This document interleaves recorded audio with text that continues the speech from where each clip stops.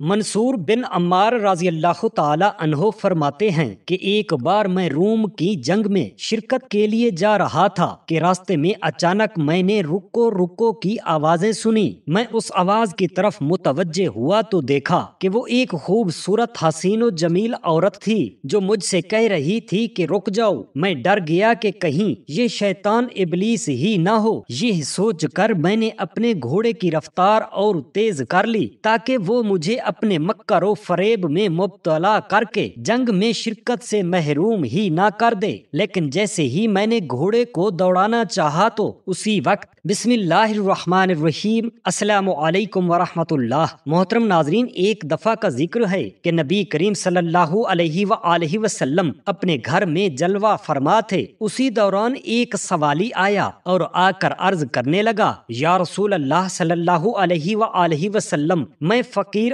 آدمی ہوں، میرے بہت سے بال بچے ہیں، اللہ تعالیٰ کے لیے مجھے کوئی چیز عنایت کریں جسے میں اپنے بچوں کے لیے گھر لے جا سکوں۔ نبی کریم صلی اللہ علیہ وآلہ وسلم نے اپنی زوجہ محترمہ حضرت عائشہ صدیقہ رضی اللہ تعالی عنہا سے فرمایا، عائشہ دیکھو گھر میں کوئی چیز ہے تو اس سوالی کو دے دو۔ حضرت عائشہ صدیقہ رضی اللہ تعالی عنہا گھر کے اندر تشریف لے گئیں اور تھوڑی دیر کے بعد واپس آ کر عرض کرنے لگیں، یا رسول اللہ صلی اللہ علیہ وآلہ وسلم، گھر میں تو اس وقت کوئی چیز نہیں جو سوالی کو دی جا سکے۔ لہٰذا حضور اکرم صلی اللہ علیہ وآلہ وسلم نے اس سوالی سے فرمایا، اے سوالی، اس وقت تو گھر میں کوئی چیز موجود نہیں جو تجھے دی جا سکے، پھر کسی وقت آنا، اللہ تعالیٰ نے ہم پر کرم فرمایا تو ہم تجھے کوئی چیز ضرور دے دیں گے۔ سوالی کہنے لگا، یا رسول اللہ صلی اللہ علیہ وآلہ وسلم، میرے بچے گھر میں میرا انتظار کر رہے ہوں گے، وہ آس لگائے بیٹھے ہوں گے کہ رسول اکرم صلی اللہ علیہ وآلہ وسلم کی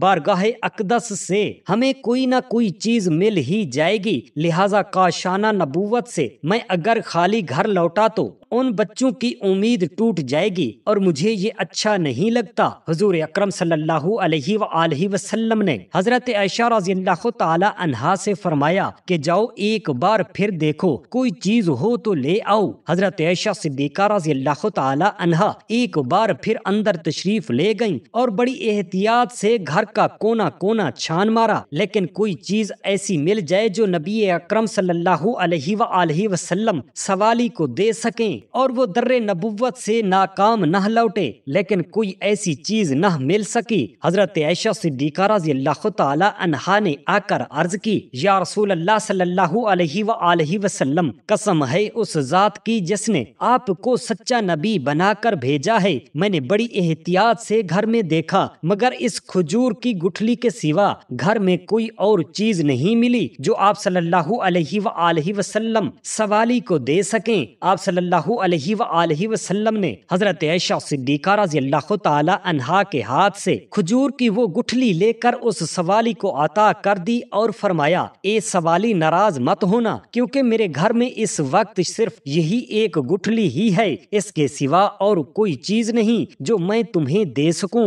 اس سائل نے وہ گٹھلی لی اور گھر واپس چلا گیا۔ گھر جا کر اس نے کہا کہ اللہ تعالیٰ کے نبی کے گھر میں اس گٹھلی کے سوا کچھ نہیں جو آپ صلی اللہ علیہ وآلہ وسلم ہمیں عنایت فرما دیتے۔ یہ سن کر وہ سب رونے لگے۔ پھر جب انہیں بھوک نے خوب ستایا اور بھوک کی وجہ سے نڈھال ہونے لگے تو اچانک اس آدمی نے وہی گٹھلی اپنے منہ میں رکھی اور اسے چوسنے لگا۔ اس نے محسوس کیا کہ اس گٹھلی میں سے دودھ اور شہد نکل کر اس کے حلق میں داخل ہو رہا ہے۔ وہ کافی دیر تک اس گٹھلی میں سے دودھ اور شہد چوستا رہا۔ پھر جب وہ سیر ہو گیا تو اس نے اپنی بیوی سے کہا، بڑی حیرانگی کی بات ہے کہ اس گٹھلی میں سے دودھ اور شہد نکلتا ہے، لو تم بھی اس کو چوس لو۔ یہ کہہ کر اس نے گٹھلی اپنی بیوی کو دے دی۔ اس نے وہ گٹھلی منہ میں رکھی تو واقعی اس میں سے شہد اور دودھ نکلنے لگا۔ اس طرح جب وہ سیر ہو گئی تو باری باری سب گھر والوں نے اس گٹھلی کو چوس کر دودھ اور شہد سے اپنی بھوک مٹا لی اور اللہ تعالیٰ کا شکر ادا کیا۔ پھر انہوں نے اس گٹھلی کو تبرک سمجھ کر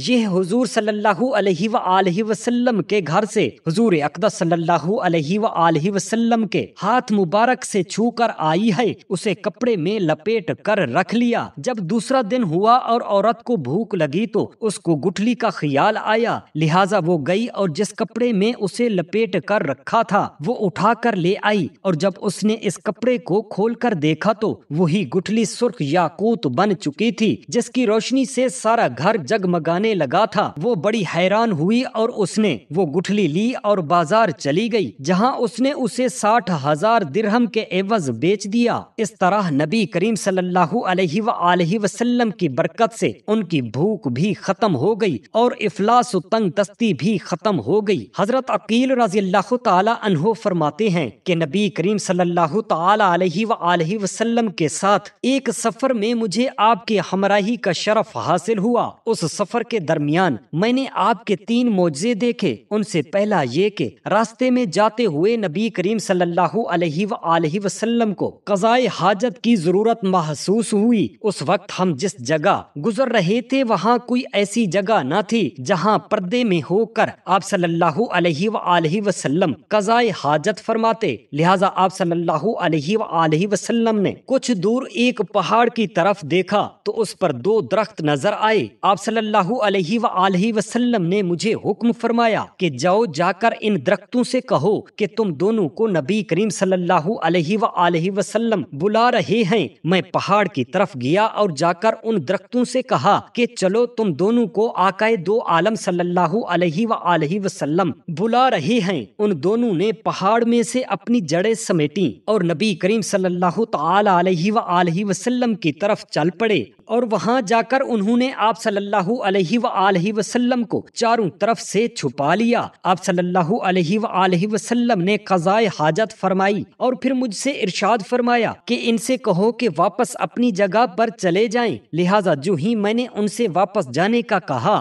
وہ واپس چلے گئے۔ دوسرا معجزہ یہ ہے کہ میں نبی کریم صلی اللہ علیہ وآلہ وسلم کے ہمراہی میں چلتا ہوا ایک جگہ پر پہنچا تو وہاں کچھ لوگ جمع دیکھے جو ایک اونٹ کے ارد گرد اکٹھے ہوئے کھڑے تھے۔ وہ شاید اونٹ کو مار دینا چاہتے تھے۔ اونٹ نے جب نبی کریم صلی اللہ علیہ وآلہ وسلم کو دیکھا تو فوراً آپ کی بارگاہ اقدس میں عرض کرنے لگا، یا رسول اللہ صلی اللہ علیہ وآلہ وسلم مجھے ان لوگوں سے بچائیے۔ آپ صلی اللہ علیہ وآلہ وسلم نے ان لوگوں سے پوچھا کہ تم اس اونٹ کو کیوں مارنا چاہتے ہو؟ انہوں نے عرض کی، یا رسول اللہ صلی اللہ علیہ وآلہ وسلم یہ اونٹ پاگل ہو گیا ہے، ہمیں ٹانگیں بھی مارتا ہے اور دانتوں سے بھی کاٹتا ہے، اس نے ہمیں بڑا تنگ کر رکھا ہے۔ آپ صلی اللہ علیہ وآلہ وسلم نے اونٹ سے پوچھا کہ تم اس طرح کیوں کرتا ہے؟ اونٹ نے جواب دیا، یا رسول اللہ صلی اللہ علیہ وآلہ وسلم میں پاگل نہیں ہوں، بلکہ اصل مسئلہ یہ ہے کہ یہ لوگ سوئے رہتے ہیں اور عشاء کی نماز ادا نہیں کرتے، مجھے ڈر ہے کہ ان پر کہیں اللہ تعالیٰ کا عذاب نازل نہ ہو جائے اور میں بھی ان کے ساتھ ہی مارا نہ جاؤں، لہٰذا میں انہیں نیند سے بیدار کرتا ہوں تو یہ سمجھتے ہیں کہ میں انہیں کاٹ کھاؤں گا۔ یہ سن کر نبی کریم صلی اللہ علیہ وآلہ وسلم نے فرمایا کہ اے لوگو، اس اونٹ کو چھوڑ دو اور سونے سے پہلے عشاء کی نماز ادا کیا کرو، یہ تمہیں کچھ نہیں کہے گا۔ اور تیسرا واقعہ یہ کہ سفر کے دوران ہی میں نے آپ صلی اللہ علیہ وآلہ وسلم کی بارگاہ اقدس میں عرض کی، یا رسول اللہ صلی اللہ علیہ وآلہ وسلم مجھے بڑی سخت پیاس محسوس ہو رہی ہے۔ آپ نے فرمایا کہ جاؤ اس پہاڑ کے پاس جا کر اس پہاڑ سے کہو کہ تجھے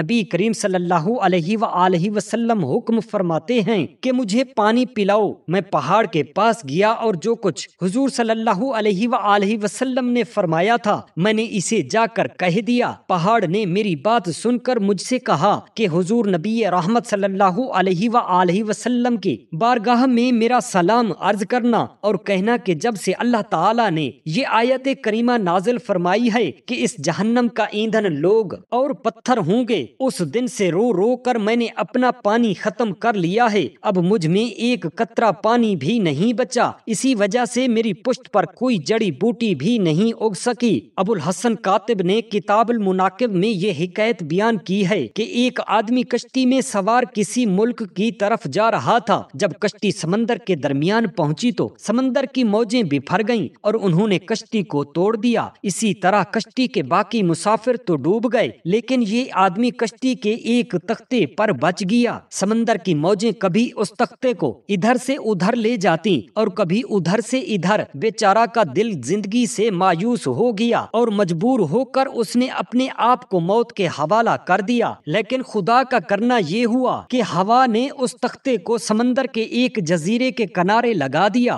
وہ آدمی اللہ تعالیٰ کا شکر ادا کرتے ہوئے جزیرہ میں اتر گیا اور کسی پناہ گاہ کی تلاش میں ادھر ادھر گھومنے لگا۔ اچانک اس نے وہاں پتھر سے بنی ہوئی ایک عمارت دیکھی، یہ دیکھ کر اس کی خوشی کی کوئی انتہا نہ رہی۔ وہ اس عمارت کی طرف چلا اور اندر داخل ہو گیا، وہاں ایک آدمی کو دیکھا، اس نے اسے سلام کیا اور اس نے جواب دیا۔ پوچھا کہ تو کہاں سے آیا ہے؟ اس نے جواب دیا کہ میں مسلمان ہوں اور سمندر کے راستے آیا ہوں۔ اس نے پوچھا کہ تو کس امت کا فرد ہے؟ اس نے جواب دیا کہ میں حضرت محمد صلی اللہ علیہ وآلہ وسلم کی امت کا فرد ہوں۔ اس کے بعد سمندری طوفان سے بچ کر آنے والے نے اس عمارت میں موجود شخص سے پوچھا کہ آپ کون ہیں اور یہاں کیا کر رہے ہیں؟ اس نے جواب دیا حضرت موسیٰ علیہ السلام کی قوم کا فرد ہوں، جس کے بارے میں اللہ تعالیٰ نے قرآن مقدس میں ارشاد فرمایا ہے کہ حضرت موسیٰ علیہ السلام کی قوم میں سے ایک گروہ ایسا ہے جو حق کی طرف رہنمائی کرتا ہے اور حق کے ساتھ ہی عدل کرتا ہے۔ میں یہاں اس جزیرے میں اپنے بھائی کے ساتھ مل کر اللہ سبحانہ و تعالیٰ کی عبادت کیا کرتا تھا، لیکن پھر میرا بھائی فوت ہو گیا ہے اور میں نے خود اپنے ہاتھوں سے اسے دفن کیا ہے، اب میں یہاں اکیلا رہ گیا ہوں، کیا تو یہاں رہ کر اللہ تعالیٰ کی تسبیح اور بندگی میں اپنی زندگی گزار سکتا ہے اور اس جزیرے میں میرے ساتھ رہو گے؟ ہم دونوں یہاں مل کر اللہ تعالیٰ کی عبادت کریں گے۔ آنے والے نے کہا جی ہاں، میں بغیر کسی شرط کے یہاں رہنے کو تیار ہوں۔ وہ کہتا ہے کہ اس طرح میں اس آدمی کے ساتھ اس جزیرے پر رہ کر اللہ تعالیٰ کی عبادت میں مشغول رہنے لگا۔ ایک دن میں اس جزیرے میں گھومنے کے لیے نکلا تو ایک جگہ میں نے پانی کا چشمہ دیکھا جو چل رہا تھا۔ میں اس پانی کی مخالف سمت میں چل پڑا تاکہ وہ جگہ دیکھ سکوں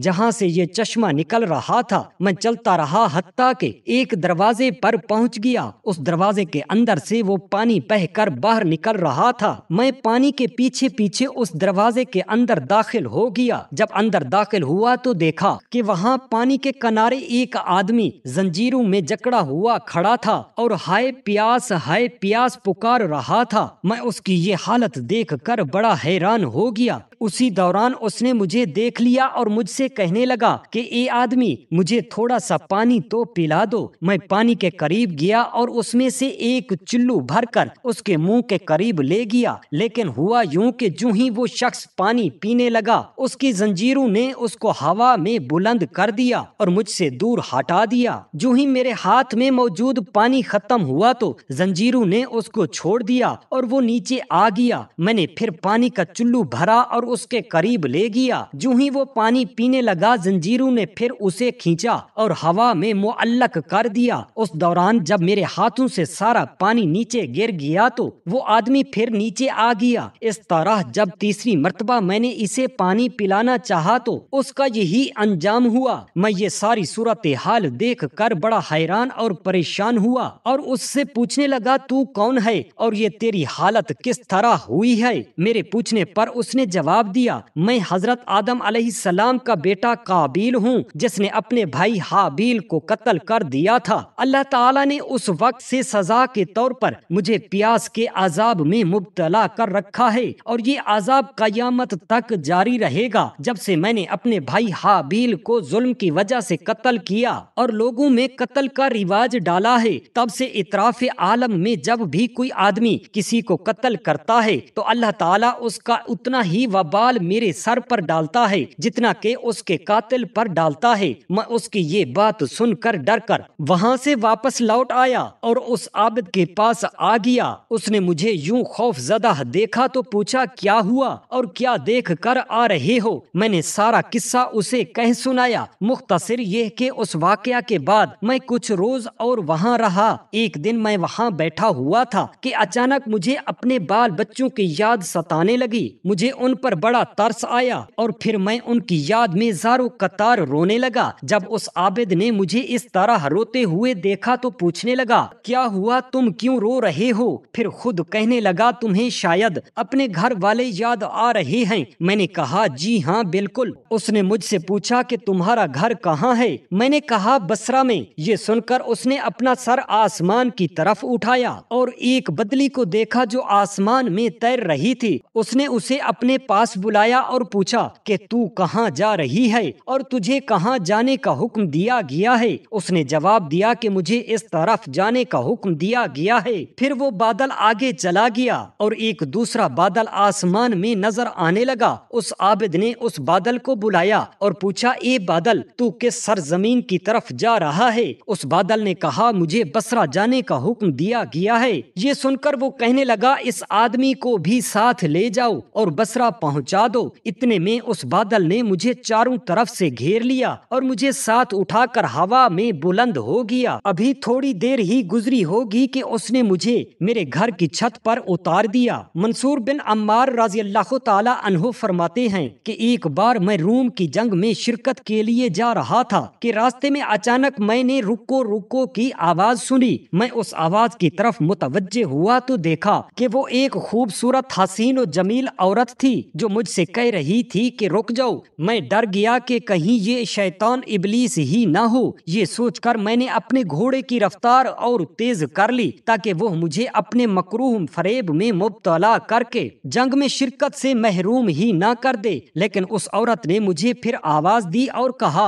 اے امیر المؤمنین ذرا رکیے۔ میں رک گیا تو وہ عورت میرے قریب آ گئی۔ پھر اس نے اپنا ہاتھ اپنے لباس میں داخل کیا اور ریشم کا ایک ٹکڑا باہر نکالا۔ اس ریشم کے ٹکڑے میں بال تھے۔ وہ مجھ سے کہنے لگی اے امام المسلمین یہ میرے سر کے بال ہیں، انہیں لے لیں اور ان کے ساتھ اپنے گھوڑے کو باندھ لیں تاکہ حشر کے دن یہ کہا جا سکے کہ یہ وہ عورت ہے جس نے اپنے سر کے بالوں کے ساتھ غازیوں کے گھوڑوں کو باندھنے کے لیے رسی تیار کی تھی۔ میں نے اس کے وہ بال لے لیے اور آگے بڑھ گیا۔ جب میں روم پہنچ گیا تو وہاں میدان جنگ میں نے ایک بچے کو دیکھا جس کے ہاتھ میں چھوٹا سا نیزہ تھا اور وہ گھوڑے پر سوار تھا۔ ادھر سے کفار بھی مقابلے کے لیے آ گئے اور پھر نقارہ جنگ بج گیا۔ میں نے بھی اپنے ہتھیار تیار کیے اور گھوڑے کو ایڑی لگا کر اسے بھگا دیا۔ اچانک میں نے اس بچے کو ایک بار پھر دیکھا تو مجھ سے رہا نہ گیا، لہٰذا میں نے اس سے کہا میرے بچے تم واپس لوٹ جاؤ کیونکہ تم جنگ کی باریکیوں کو نہیں سمجھتے، ایسا نہ ہو کہ کوئی نقصان اٹھا بیٹھو۔ اس نے جواب دیا کہ علماء تو فرماتے ہیں کہ عام حالات میں بھی کافروں سے پیٹھ پھیر کر جانا جائز نہیں۔ اگر ایسا ہے تو پھر جنگ کے وقت پیٹھ پھیر کر جانا کیسے درست ہو سکتا ہے؟ میں نے اس سے کہا کہ تیرے پاس تو اس ایک نیزے کے سوا ہتھیار بھی کوئی نہیں ہے۔ ابھی ہم یہ باتیں کر رہے تھے کہ کافروں کے لشکر آمنے سامنے آ گئے، لہٰذا وہ بھی مسلمانوں کی صفوں میں جا کر کھڑا ہو گیا۔ اس کے بعد دونوں طرف سے مقابلہ کرنے والے جنگجو باہر نکلے اور اس کے بعد عام جنگ شروع ہو گئی۔ کچھ دیر گزری تو وہی بچہ میرے پاس آیا اور بڑی منتیں کر کے کہنے لگا کہ اے امیر المسلمین مجھے صرف 3 تیر دے دیں۔ میں نے کہا ایسا تو کبھی کسی نے نہیں کیا کہ جنگ میں اپنے ہتھیار کسی دوسرے کو دے دیں، میں تمہیں کیسے ہتھیار دے سکتا ہوں؟ اس نے بہت زیادہ اصرار کیا تو میں نے اس شرط پر اسے 3 تیر دے دیے کہ اگر اللہ تعالیٰ نے جنگ میں اس کی شرکت کو قبول فرما لیا اور اسے شہادت کی نعمت عطا فرما دی، پھر قیامت کے دن وہ اللہ تعالیٰ کی بارگاہ میں میری شفاعت کرے گا۔ اس نے یہ شرط قبول کر لی اور تیر لے لیے۔ اس نے ایک تیر پھینکا جو ایک کافر کے سینے میں جا کر لگا اور اس کے سینے کے آر پار ہو گیا۔ پھر اس نے دوسرا تیر ایک اور کافر کی پیشانی پر مار دیا جس سے وہ بھی وہیں ڈھیر ہو گیا۔ اس کے بعد اس نے مجھ سے کہا کہ اے امیر المومنین میری موت قریب آ گئی ہے۔ یہ سن کر میں اس کے پیچھے ہو لیا۔ تھوڑی دور جا کر اس نے مجھ سے کہا کہ وہ عورت جس سے آپ نے بال لیے تھے وہ میری والدہ تھی۔ جب آپ وہاں سے واپس جائیں تو اسی علاقے کے پاس جانا، وہاں ایک کنواں ہوگا، کنویں کے نزدیک ہی ایک حجرہ ہے، اس میں ایک بزرگ رہتا ہے، اس کے پاس میرا ایک توبرا ہے جو میری اس کے پاس امانت ہے، وہ اس سے لے کر میری والدہ کو دے دینا اور اس سے کہنا کہ یہ قیامت تک میری تیرے پاس امانت ہے۔ اتنا کہہ کر اس نے تیسرا تیر چلایا اور ایک اور کافر کو موت کے گھاٹ اتار دیا۔ ایک دوسرے کافر نے اسے دیکھا تو اس کا پیچھا کرنا شروع کر دیا اور اس کے سینے میں نیزہ مارا جو اس کے سینے سے آر پار ہو گیا۔ وہ بچہ گرا اور اسی جگہ فوت ہو گیا۔ جب جنگ ختم ہوئی تو میں نے اس بچے کو اٹھایا اور اس کی جنازہ ادا کر کے ایک قبر کھودی اور اس میں اسے دفن کر دیا، لیکن زمین نے اسے قبول نہ کیا اور اٹھا کر باہر پھینک دیا۔ میں یہ دیکھ کر بڑا غمگین ہوا۔ میں نے دل میں سوچا کہ اگر یہ اسی طرح باہر پڑا رہا تو ہو سکتا ہے کافر اس کی لاش کی بے حرمتی کریں گے۔ میں یہ سوچ کر اٹھا اور 2 رکعت نماز ادا کر کے رب کی بارگاہ اقدس میں ہاتھ اٹھا کر عرض کی، اے میرے خالق و مالک، اگر تیرے اس عاجز بندے کا تیری بارگاہ اقدس میں کوئی مقام ہے تو کرم فرما اور ہمیں اس کی ذمہ داری سے فارغ فرما۔ ابھی میں یہ دعا مانگ کر فارغ ہی ہوا تھا کہ بہت سے پرندے آ گئے جنہوں نے اسے چیر پھاڑ کر کھانا شروع کر دیا۔ میں یہ منظر دیکھ کر رو پڑا اور رب تعالیٰ کی بارگاہ اقدس میں عرض کرنے لگا، اے مولا کریم، تو ہی اس بچے کے بارے میں بہتر جانتا ہے۔ اس کے بعد ہم اپنے شہر واپس لوٹ آئے۔ میں اس علاقے کے پاس پہنچا، اس بزرگ سے وہ توبرا لے کر اس بچے کے گھر گیا اور جب ہم نے دروازہ کھٹکھٹایا تو اس کی بہن نے دروازے کے پیچھے سے مجھے دیکھا اور اپنی ماں سے کہنے لگی، اماں، امیر اور کچھ دوسرے آدمی آئے ہیں لیکن میرا بھائی ان کے ساتھ نہیں آیا۔ اس کی والدہ یہ سن کر باہر آئی اور ہم سے کہنے لگی، افسوسناک خبر ہے یا بابرکت؟ میں نے اس سے کہا، بابرکت کہ وہ شہید ہو گیا ہے، اسے مار دیا گیا ہے اور اب وہ جنت میں پہنچ چکا ہے۔ یہ سن کر اس نے اپنے پیراہن کو اٹھایا اور ایک کالا کمبل، زنجیر اور ہتھ کڑی باہر نکال کر ہمیں دکھائی اور کہنے لگی، میرا بیٹا ہر رات یہ کھردار کمبل پہنتا اور زنجیر کے ساتھ اپنے آپ کو باندھ لیتا اور ہاتھوں پر ہتھ کڑیاں لگا لیتا اور پھر صبح تک اسی حالت میں روتا رہتا۔ یہ سن کر میں نے اس عورت سے کہا کہ میں نے اس کے حوالے سے ایک عجیب منظر دیکھا ہے۔ وہ کہنے لگی، وہ کیا؟ میں نے کہا، وہ یہ کہ میں نے اسے کئی بار دفنایا لیکن زمین نے ہر بار اسے نکال کر باہر پھینک دیا، بالآخر اسے درندے نما پرندے کھا گئے۔ وہ عورت بتانے لگی کہ وہ پوری رات دعا کیا کرتا تھا اور مسلسل رو رو کر رب العزت کی بارگاہ سے یہی سوال کرتا تھا کہ اے پروردگار، مجھے پرندوں اور درندوں کا رزق بنا دے تاکہ میں اپنی قبر میں اکیلا اور تنہا نہ رہوں، اور جب قیامت کا دن ہو تو میرا حشر ان درندوں کے پیٹ اور پرندوں کی پوٹوں میں ہو۔ اس کی یہ بات سن کر میں نے کہا، سبحان اللہ، یقیناً اس کی مانگی ہوئی دعا قبول ہو گئی۔ واللہ عالم۔ اللہ تعالی ہم سب مسلمانوں کو اپنے حفظ و امان میں رکھے، آمین یا رب العالمین۔ جزاک اللہ خیرا کثیرا۔